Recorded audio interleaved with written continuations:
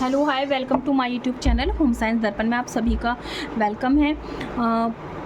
हम आज home management start करने जा रहे हैं क्योंकि मे बी पेपर आने वाले वक्त में जल्दी हो जाए, तो अब हमें अपनी तैयारी एक कदम आगे करके करनी है।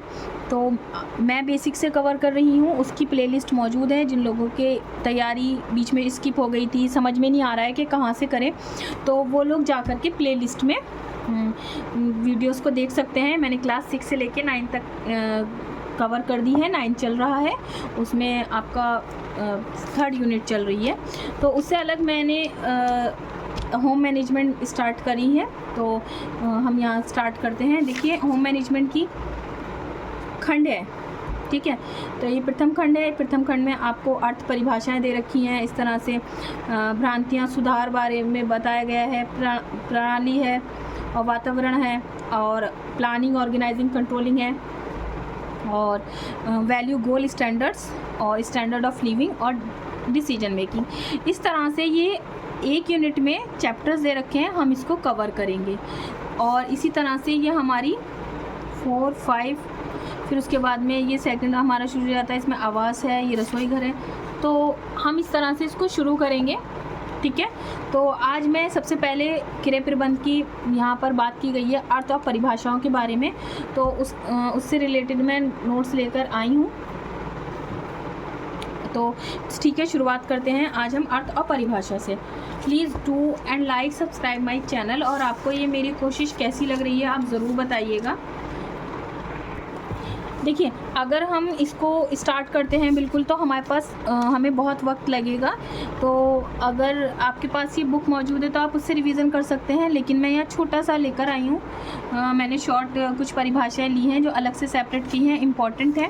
तो आइए उसके बारे में जान लेते हैं। थोड़ा सा हम गृह प्रबंध के बारे में पढ़ लेते हैं। यहीं से पढ़ लेते हैं कि गृह प्रबंध क्या है।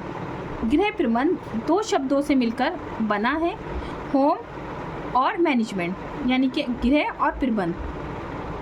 गृह प्रबंध को समझने के लिए आवश्यक है कि हम इन दोनों शब्दों का मूल अर्थ समझ लें। गृह होम शब्द के समान अर्थ में ही प्रायः मकान शब्द को लिया जाता है, किंतु दोनों ही शब्दों में पर्याप्त भिन्नता है। मकान हाउस का अर्थ देता है, आश्रय स्थल से होता है जो ईंट, पत्थर, सीमेंट, सरिया इस तरह से बनाया जाता है। जबकि घर यानी कि जो होम है, इसके साथ क्या होता है, हमारा एक भाव जुड़ा होता है, ठीक है। ये परिवार के सभी सदस्यों स्नेह व सहानुभूति से रहकर अपनी समस्त आवश्यकताओं की पूर्ति करते हैं। इसलिए कहावत है, a house is build by hand but home is build by heart, ठीक है। उसके बाद में हमने क्या समझा कि हम जो होम है ना, उसका अर्थ हाउस से निकालते हैं। तो हाउस में हमारी कोई फीलिंग नहीं है, ईंट, पत्थर, सरिया, मकानी सब है, लेकिन होम से हमारी फीलिंग जुड़ जाती है, ठीक है। उसके बाद प्रबंध के बारे में पढ़ लेते हैं। साधारण शब्दों में प्रबंध का अभिप्राय विचार पूर्वक की गई व्यवस्था से है, अर्थात प्रबंध का कार्य करने में की उन विधियों से है जिनके द्वारा हम किसी भी परिस्थिति में समस्त उपलब्ध साधनों का सर्वोत्तम ढंग से उपयोग करते हैं और अपनी अधिकतम इच्छाओं की पूर्ति करते हैं, ठीक है। उन्होंने ये बताया कि हम जो मैनेजमेंट है ना, वो क्या है। साधारण शब्दों में प्रबंध का अभिप्राय विचार पूर्वक की गई व्यवस्था से है, ठीक है। अर्थात प्रबंध का अर्थ कार्य करने में उन विधियों से है जिनके द्वारा हम किसी भी परिस्थिति में समस्त उपलब्ध साधनों का प्रयोग अच्छे से यूज़ करके अपनी इच्छाओं की पूर्ति करने का प्रयास करते हैं, ठीक है। ये यहाँ पर इसका अर्थ मौजूद है। अब इसकी आ जाती हैं परिभाषाएं। परिभाषाएं मैंने अलग कर ली हैं सेपरेट, तो चलिए आइए जान लेते हैं। इम्पॉर्टेंट है इन्फॉर्मेशन, इम्पॉर्टेंट डेफिनेशन है, तो आप इसको ज़रूर कर लीजिए और आपको यहाँ से इजीली हो भी जाएगा। आपको आज यहीं से ही तैयार हो जाएगी। अगर आपको पेपर में इससे रिलेटेड कोई भी आती है तो यहीं से आपकी रेडी हो जाएगी। सबसे पहले पढ़ लेते हैं। प्रबंध एक योजनाबद्ध क्रिया है जो इच्छित अंत को प्राप्त करने के लिए निर्देशित करती है। तो ये किसने कहा है? देखिए, प्रबंध को योजनाबद्ध क्रिया के बारे में बताया है निकिल एंड डार्सी ने। तो आप यहाँ से ट्रिक इस तरह से बनाएंगे,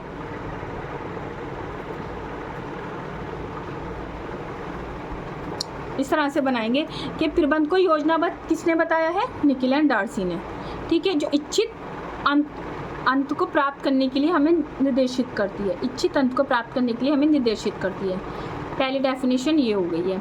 उसके बाद गृह व्यवस्था को एक मानसिक प्रक्रिया है। गृह व्यवस्था एक कैसी है? मानसिक प्रक्रिया है, जिसमें हम पारिवारिक साधनों का उपयोग करके आयोजन, नियंत्रण और मूल्यांकन के द्वारा परिवार के लक्ष्यों की प्राप्ति की जाती है। तो अब क्या है, क्रॉस एंड कैंडल ने क्या बताया? होम मैनेजमेंट को एक मानसिक प्रक्रिया बताया। तो अगर आपके पास क्वेश्चन आता है एग्जाम में कि मानसिक प्रक्रिया के बारे, अगर डेफिनेशन आ जाती है और पूछते हैं कि किसने दी है, तो आपको याद रहेगा कि अरे मानसिक प्रक्रिया के बारे में तो क्या ना जिक्र किया है किसने?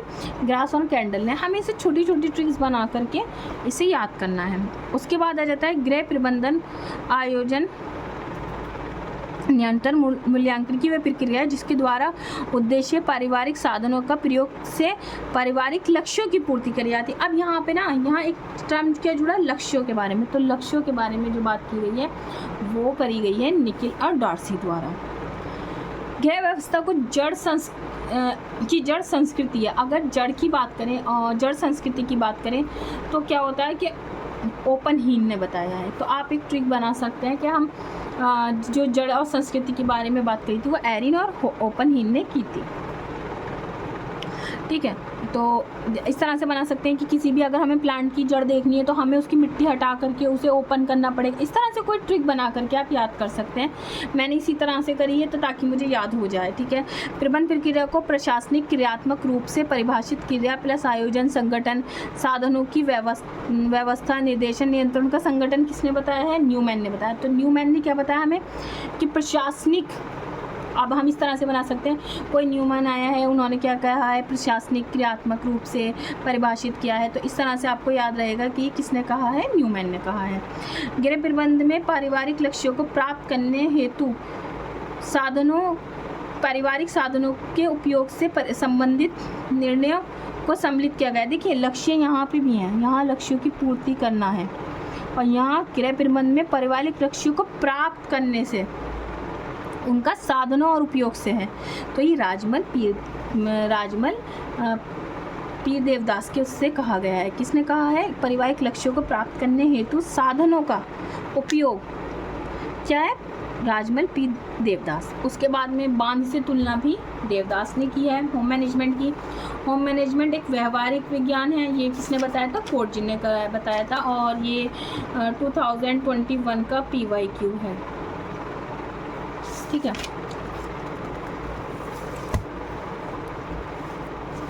अब बात कर लेते हैं मूल्य, यानी कि वैल्यू वह आदर्श है जिसमें मनुष्य अपने चुनाव की क्रिया में प्रभावित होता है। अब चुनाव की क्रिया के बारे में बात करिए, फ्रांसिस मैकवी ने किसके बारे में बात करी? सबसे पहले तो वैल्यू को एक आदर्श बताया है और उसके बाद में उन्होंने चुनाव की बात करी है फ्रांसिस मैकवी ने।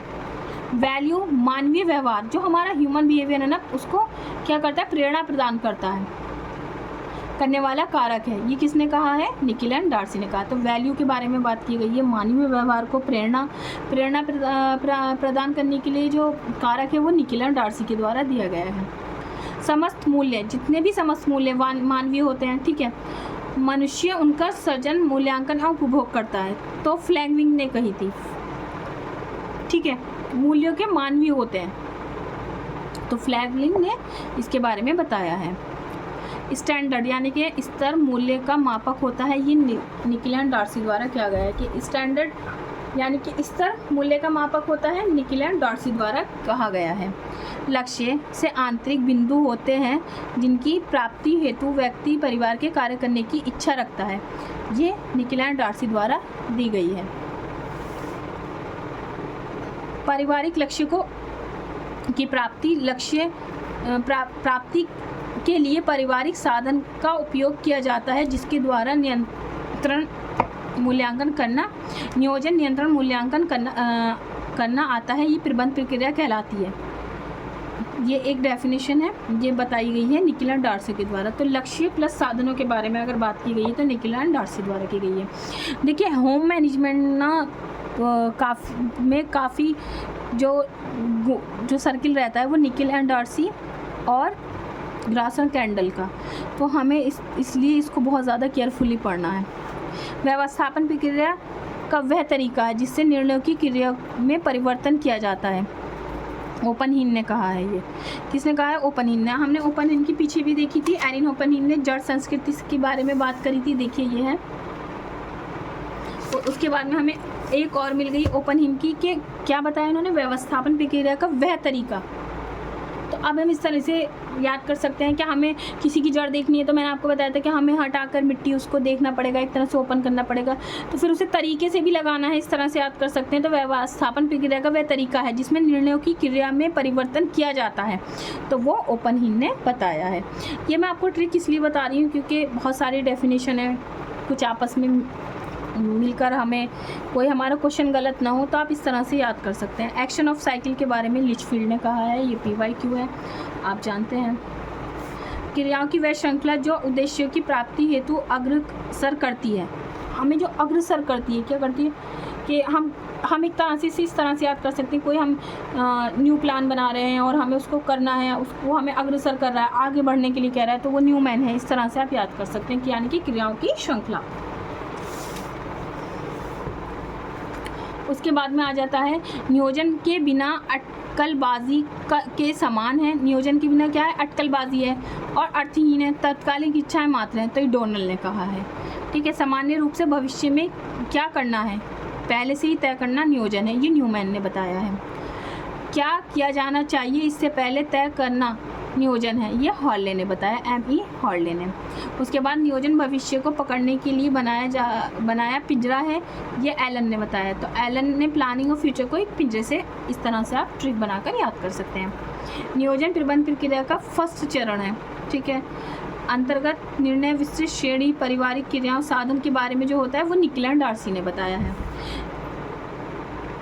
उसके बाद में है आंतरिक बाहरी मूल्य का वर्गीकरण किसके द्वारा है? पार्कर द्वारा है। मूल्य हमेशा उनके लिए महत्वपूर्ण होते हैं जो उन्हें धारण करते हैं, ये ग्रासन कैंडल के द्वारा बताया गया है। देखिए ये लगभग 24-25 के आसपास डेफिनेशन है। मे बी आपको ये बहुत ज़्यादा हेल्प करने वाली हैं एग्ज़ाम्स में, तो आप बुक से अगर पढ़ने बैठेंगे और उसको अलग अलग करेंगे, देखिए यहाँ मौजूद है आपको सब कुछ, तो आप इसी से पढ़ सकते हैं, स्क्रीनशॉट ले सकते हैं। आप जब चाहें तो इसको 2-3 बार सुन लेंगे तो आपको याद हो जाएगी। और आप इनको और किस तरह से ट्रिक से याद करते हैं मुझे भी कमेंट में ज़रूर बताइएगा। मैंने इस तरह से याद किया है। और आपको ये वीडियो यूज़फुल लगी, क्या मैं इसको कंटिन्यू रखूँ? सीरीज़ को मैंने स्टार्ट करी है, प्लीज़ कमेंट में ज़रूर बताइएगा। And please do like and subscribe my channel. मैं आपके लिए इजी करके ला रही हूँ, तो प्लीज़ आपका एक लाइक मेरे लिए इम्पॉर्टेंट है, और आप मेरे चैनल को सब्सक्राइब ज़रूर कीजिएगा। अगर आपका इसी तरह से मेरे साथ रहा तो हम इनको जल्दी से जल्दी कवर कर लेंगे बुक को। और आपको ये वीडियो कैसी लगी आप ज़रूर बताइएगा। Thank you so much for watching my video. Okay, bye.